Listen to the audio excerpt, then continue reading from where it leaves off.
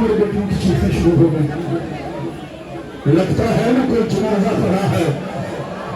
आवाज मुझे पूरी बातों कर गए और शादी चुनवा कह रहे थे मेरे वाला सच्चाई और की पाला कबीरी में मुर्शद आ गए।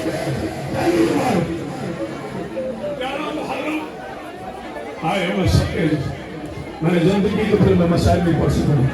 11 मुहर्रम अकबर की उजड़ी हुई बारात लाहौर वाला तुम्हारे भाई आस्था है। अकबर की उजड़ी हुई बारात मां ने हाथों में रस्सियां डाली, खुफियों के गलों में कंगन में थे कौन थे अली की बेटी रोके कहती थी और कोई मुझे अकबर का भूषा। अल्लाह अकबर अल्लाह अकबर।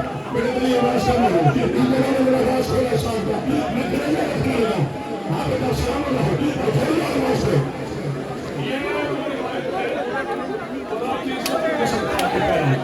मेरे बच्चों अपने गौर से सुन लेंगे। मैं जाती बारी में रसूल तुम्हारे मुंह की बातें होता है और भाई कोशिश करो तो मुंह करो उसकी बीवी का ये शेर नाम सादा है जिसका नाम है हारिस बिन शुहैब। उसके बारे में शिया में करीब बनाते हैं मैं तुझे वजीर के दरबार में सबसे बड़ा इमाम करके दूंगा। ये कहते हैं ना मैंने अकबर को बर्छी मारी ना मैंने असगर को तीर मारा ना मैंने कासिम के टुकड़े किए फिर इससे बड़ा जुल्म कौन सा है।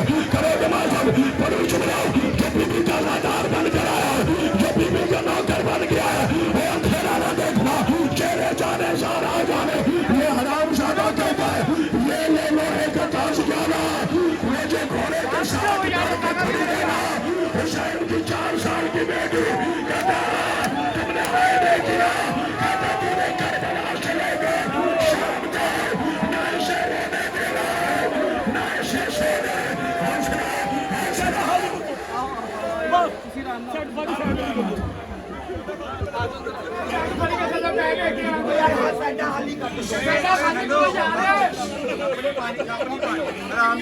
शबीर आ रही है आगे शबीर बिल्लू राम नाम ले भाई कितने काका ले आओ